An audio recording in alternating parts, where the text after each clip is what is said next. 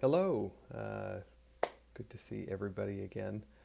Um, I've had multiple requests in the last few months for a 1 year update of my progress, and I'm finally just found a few minutes to where I could sit down and talk about where things are at. For those that are new to my very small and uh, limited content VSG channel. Um, I had a vertical sleeve gastrectomy on May 27th, 2017. So, a little past a year ago, but my high weight was 304 pounds. My current weight is 192 pounds. So, in a year and a couple months, it actually was less than that. We'll talk about that in a second. I've lost 112 pounds. In perspective of clothing sizes, I used to be in a shirt size, a 3X. And in my waist size, I used to be a 44. I now wear a medium shirt, and I'm a 32-inch waist, although I prefer a 34 because we'll talk about extra skin here in a little bit. But sometimes if I wear a waist that actually fits, it can accentuate, we'll call it the muffin top of extra skin. And I'm wearing 34s today. We're going to do a little bit of a skin flick today, but you'll see a little bit of what I'm talking about, and imagine those that are going through the same thing will have some of the same experiences. Let's talk about kind of how the weight loss went. Again, you had the pre-op liquid diet that started, sometime in the middle of May of last year and went for about a week and a half. And I probably lost 20 pounds of that off that 304 just in the liquid diet. And then over the next 8 months, we're going to call it, the weight came off slowly and very steadily. That was combined with walking at first until the exercise restriction and weightlifting restriction went away, although I really don't do weights and never have. And then I started doing elliptical running. I stuck religiously to the diet given to me by Bariatric Pal. I say that, and then for those who've seen my last video, I talk about watermelon and how I would just pound watermelon when I felt a little famished. But in late January of 2018, so 8 months after the surgery, that was when I hit this 192 pound mark. And it was very interesting because I was losing what felt like, most weeks 3 to 4 pounds a week.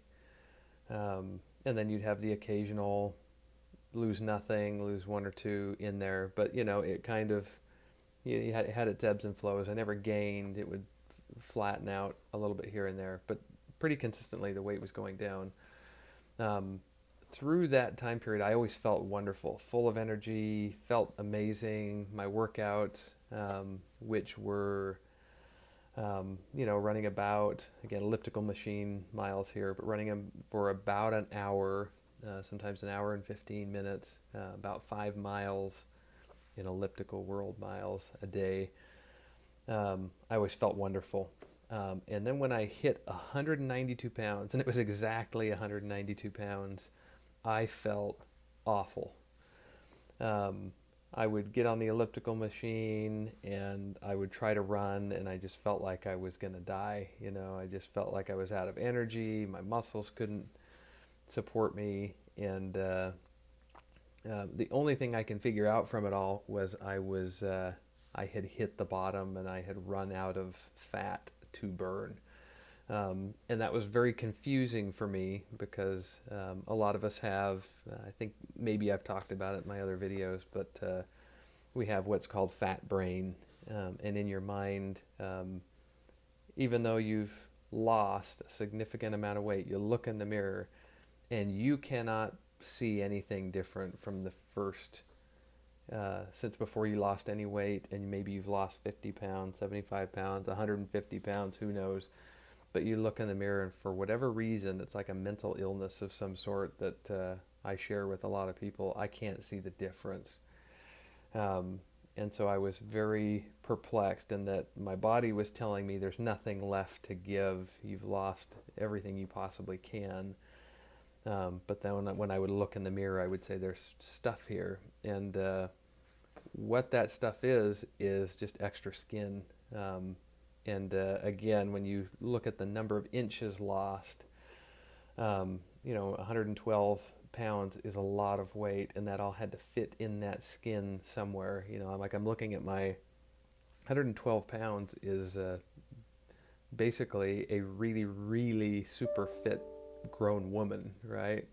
We'll call that 120 pounds depending on somebody's height. But to fit a full-size female inside of the skin that I already have is obviously a challenge to get rid of that skin. In fact, I'll superimpose some pictures. Let me show you some pictures just of myself. We'll do a little skin flick here. But if you look at my stomach area and my hips, to me, when I look at that, I see fat, but really is like I work it with my hands and push inside. Like I can feel there's just muscle in there, but there's a lot of just this loose skin. There's no real fat left to burn. Anyway, that was a challenge for me. It still is a challenge for me as I look at myself in the mirror. My brain keeps saying, you've got more to lose, but there just isn't. And I've actually tried gaining a little bit of weight and trying to go after that again. In my mind, at the very beginning of all this, my goal was to be 204 pounds. I wanted to lose 100 pounds, and then I got to below 200, and I thought, this is really great, and let's see if we can hit 185, because 185 was this magic place I had in my head. It's just a number, but it seems like for me, I'm 6'2", 185 seemed like this great place for a guy to be.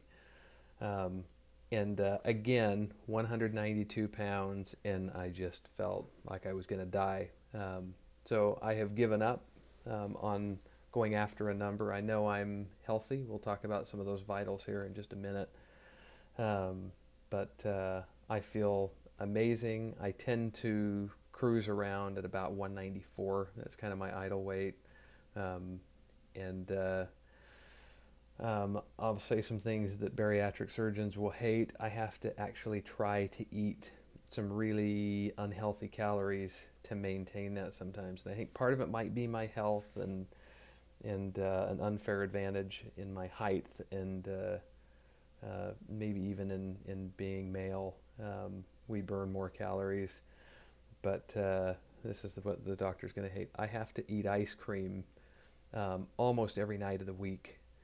To keep that 194 level and feel good. If I go back to this 192 zone, I start feeling like crap again.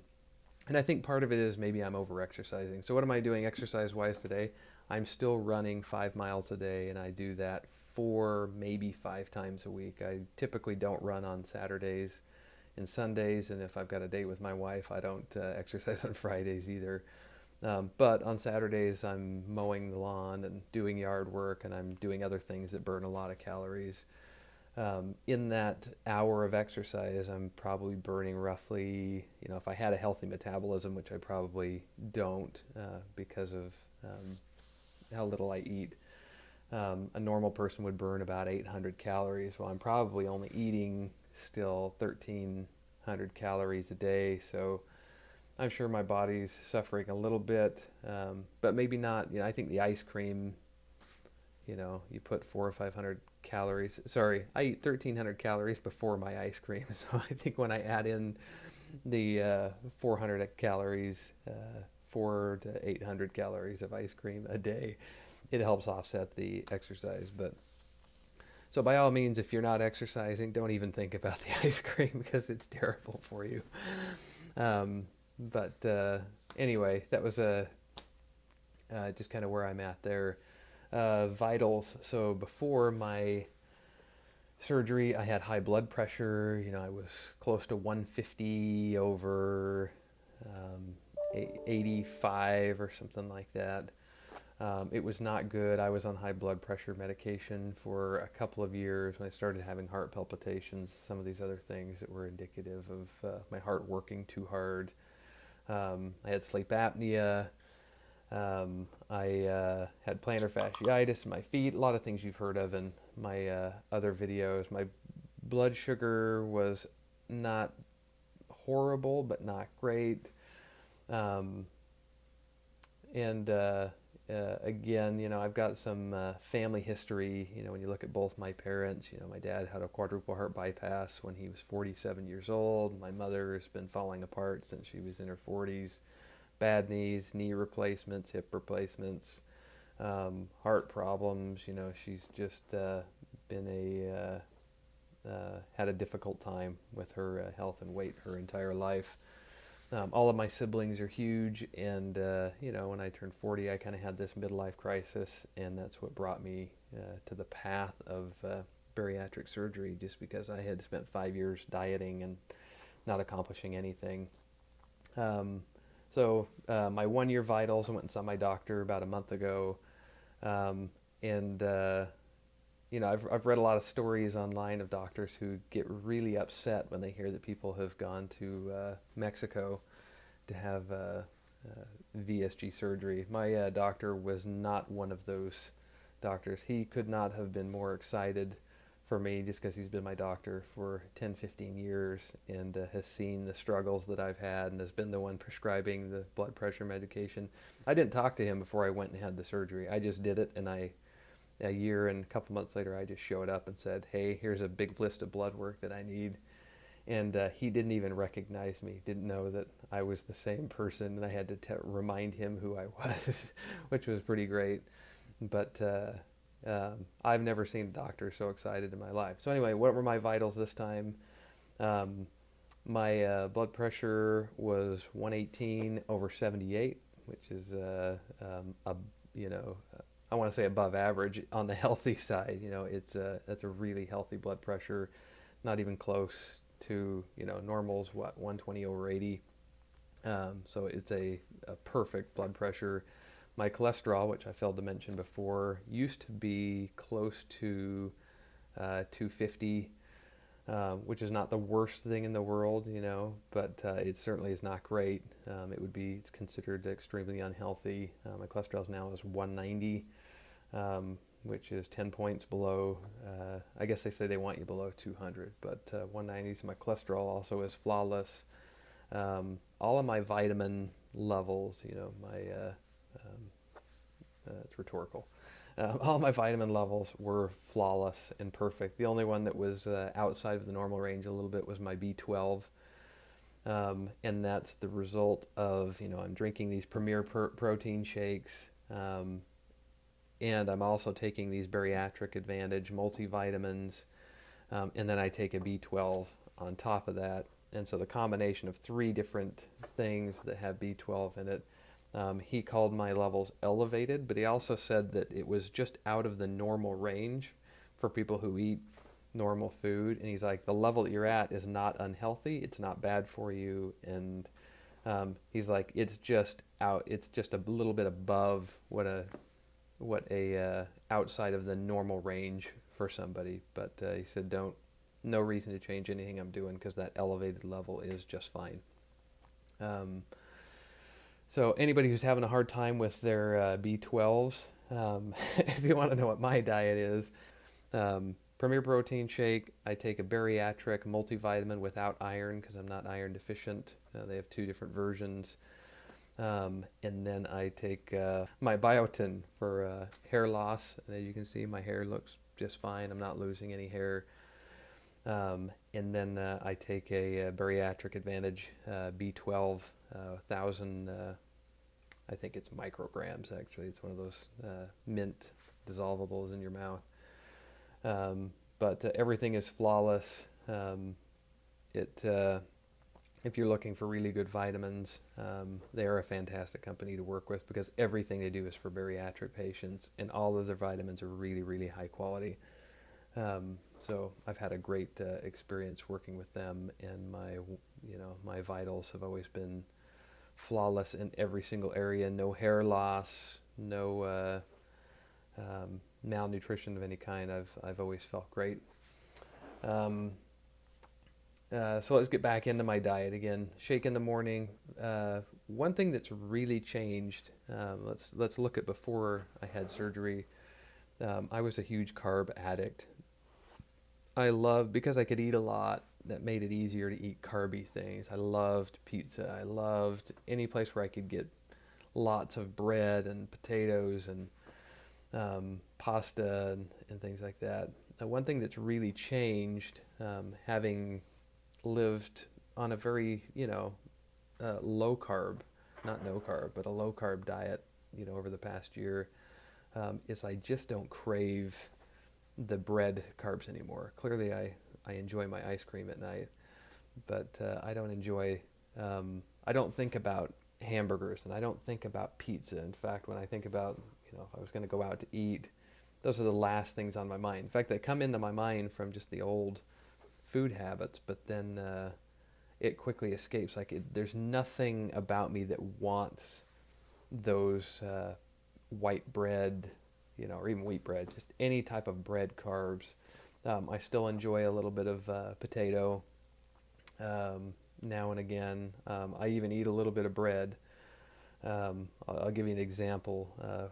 There's a Greek hamburger place. I don't know if that exists anywhere other than in Utah, but there's actually a pretty decent Greek population in the Salt Lake City area, and they have there's several of these hamburger restaurants, all with different names, and they have Greek food, and then they have pastrami hamburgers.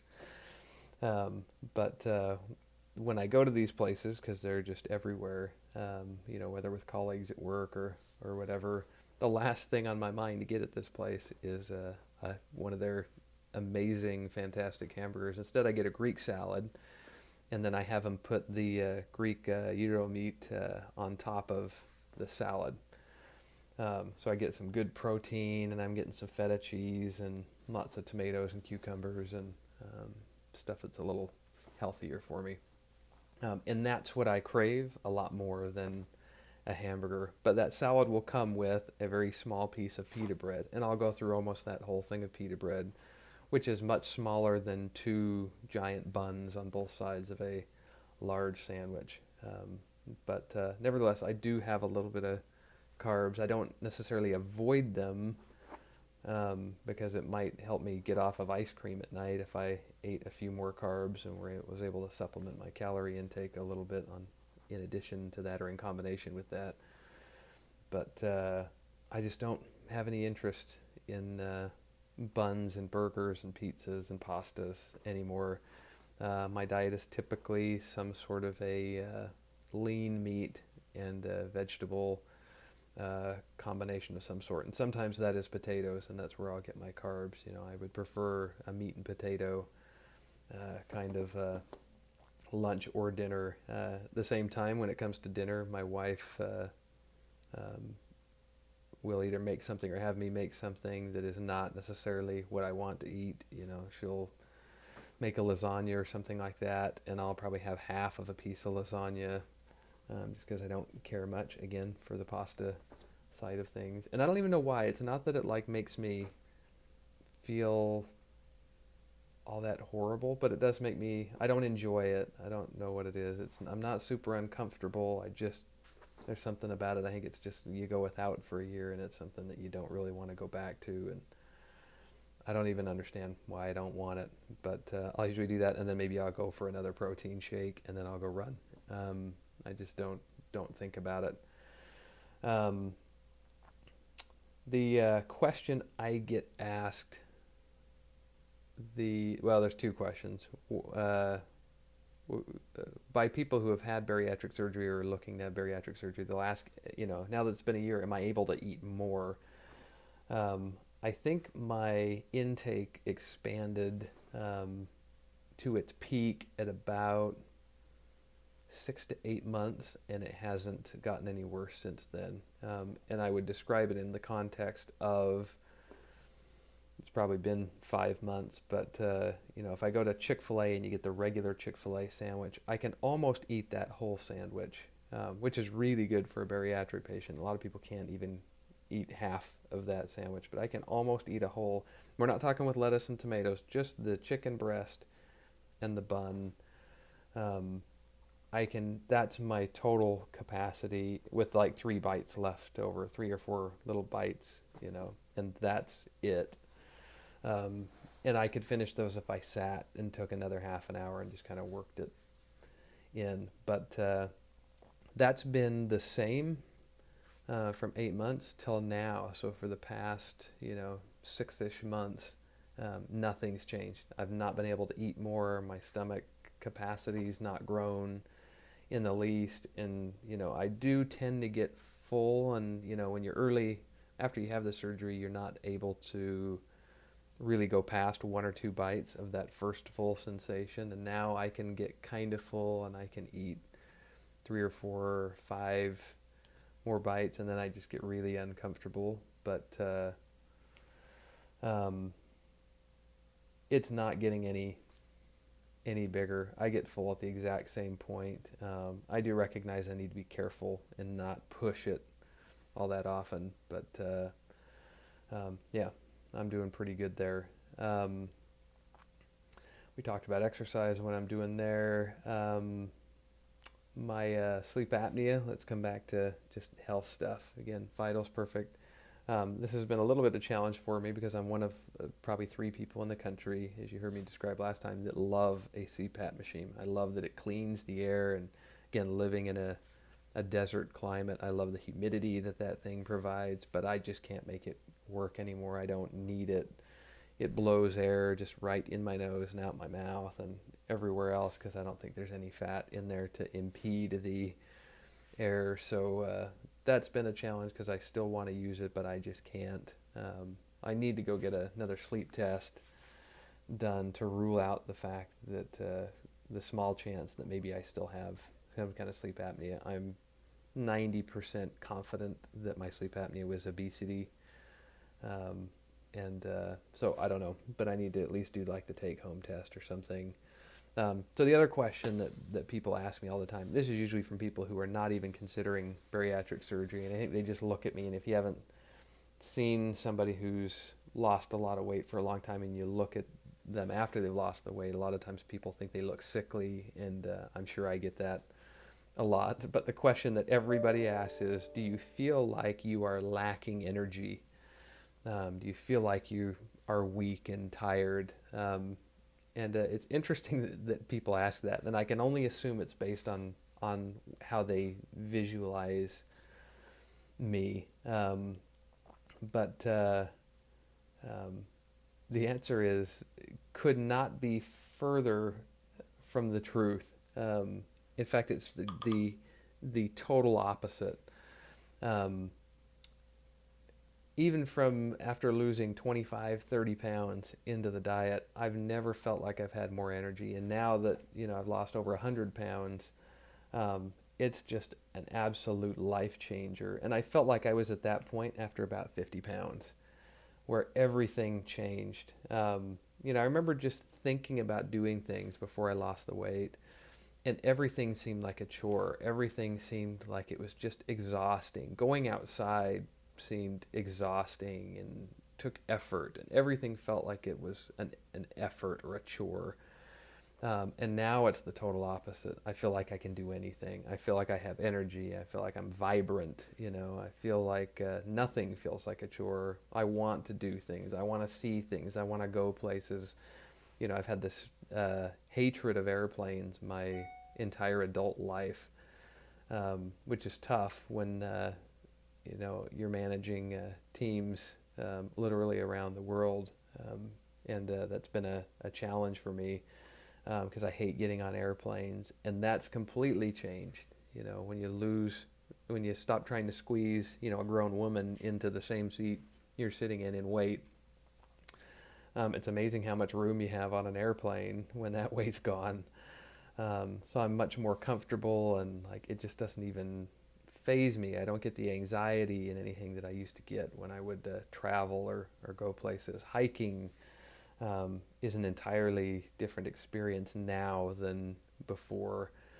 But it's been amazing. I can't even put it into words how much it's changed my life. Um, Overall, I don't have much else to say as far as my 1 year update, but overall, this has just been, again, a life-changing experience.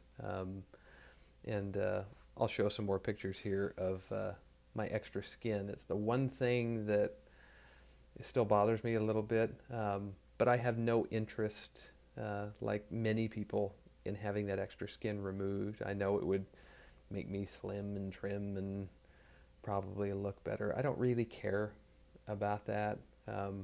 It would probably help with my fat brain perception of myself a little bit, but it's just, I don't really care. I imagine that extra skin is probably, again, we talked about that 192 wall. It's probably 25 pounds easy of extra skin hanging around me. I showed you the skin that's on my abdomen and arms, but that's on my legs, it's on my rear end, it's everywhere. But it's something I'm fine with, and I'm just gonna live with and be totally okay with it. Um, and but overall, this is just, it's been fantastic. I don't regret doing it for a second, and I hope when you see these pictures of my extra skin, that it's not like, oh, well, if I can't look gorgeous after I do this, I'm not going to do it, because then is it even worth it? And it's absolutely worth it.